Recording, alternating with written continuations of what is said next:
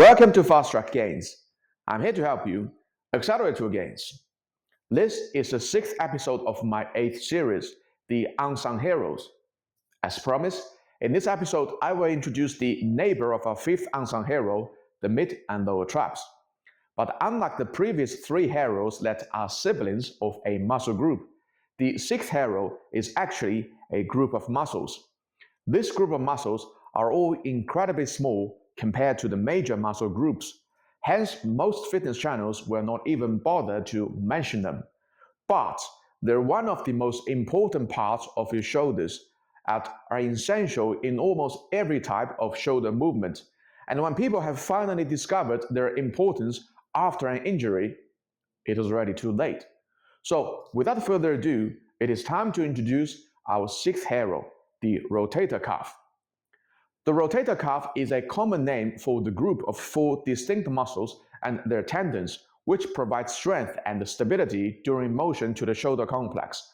They're also referred to as the SITS muscle, with reference to the first letter of their names: supraspinatus, infraspinatus, teres minor, and subscapularis, respectively. The muscles arise from the scapula and connect to the head of the humerus, forming a cuff around the shoulder joint, hence the name rotator cuff. And I have to admit, I was never aware of the existence of this muscle group until I've watched Athlete X and listened to Jeff Cavalier explaining the importance of balancing out excessive internal rotation with external rotation. And later, listen to Matt Wenning talking about small muscles that kick you out of training, and rotator cuff again tops his list. And from my personal observation that all senior people have extreme difficulty doing face pulls, that I'm fully convinced that this is a muscle group that you cannot afford to ignore. In fact, I have listed the face pulls as the number one accessory exercise in my last commandment of my 10 Fitness Commandments series exactly for this reason. You have to constantly maintain the rotator cuff in order to avoid potential injuries. In today's modern society, with less physically demanding jobs, more desk jobs, longer commuting time, and more technological devices, kyphosis is becoming an epidemic regardless of age. And what comes along with kyphosis is permanently internally rotated shoulders.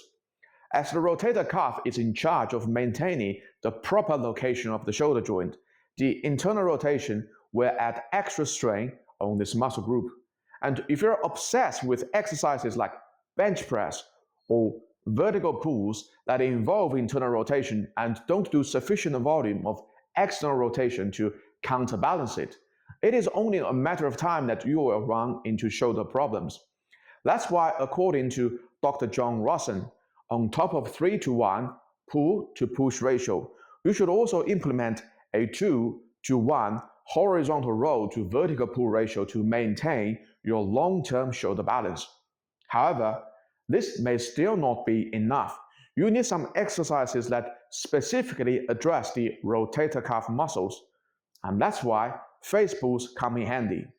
Now, there are many different versions of doing face pulls: single cable, dual cable, pronated grip, hammer grip. They all train your upper back in slightly different ways. But if we are talking about targeting the rotator cuff, then Jeff Cavalier's dual rope hammer grip version is the most effective because it focuses on the external rotation, which is the main function of the rotator cuff. Oh, by the way, this exercise is also quite good for the mid and lower traps, as their neighboring muscles tend to work together synergistically.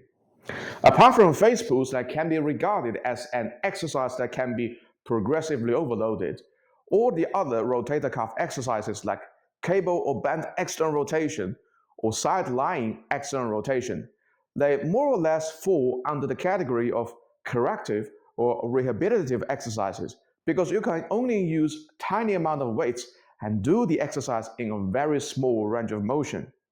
And that's a big reason why almost everyone would skip these exercises in their training programs. However, as I've hinted in the thumbnail, This muscle group is like your insurance policy. You don't have to go super premium when you choose your insurance policy, but if you don't buy any policy, then best of luck to you. So even all these exercises look puny and insignificant. For the sake of your training longevity, you must maintain the strength of your rotator cuff at least on a weekly basis. And just like its almost negligible existence but critically high importance in maintaining the daily functions, the aesthetic influence of rotator cuff muscles on the physique is also very subtle but extremely critical. Out of 4 muscles, there are only 2 superficial muscles, infraspinatus and teres minor, and they only occupy a tiny small surface area of your back. So at a glance, these 2 muscles don't stand a chance against the traps and lats, which take up a lot of space on your back. However, if you are talking about attention to detail, in particular the upper back detail, then these 2 muscles are like the last piece of puzzle to connect all the back details together. Take a look at this back double bicep shot of Phil Heath and Kai Green. They both have epic back development in bodybuilding history, but if there's no teres muscles and infraspinatus between the rear delts, the traps, and the lats, then their backs would look still impressive, but incomplete. So whether it is from function or from physique perspective, there's honestly no reason that you can ignore this muscle group without paying the price. That's it, guys. Our 6th unsung hero, the critically important insurance policy that is missing in your training, the rotator cuff. And if you still don't buy any insurance policy, then best of luck to you. Please like this video and subscribe to my channel. In the next episode, I will introduce maybe the most important unsung hero yet. So stay tuned. Thank you for your support, and I will see you all in the next video. Peace out.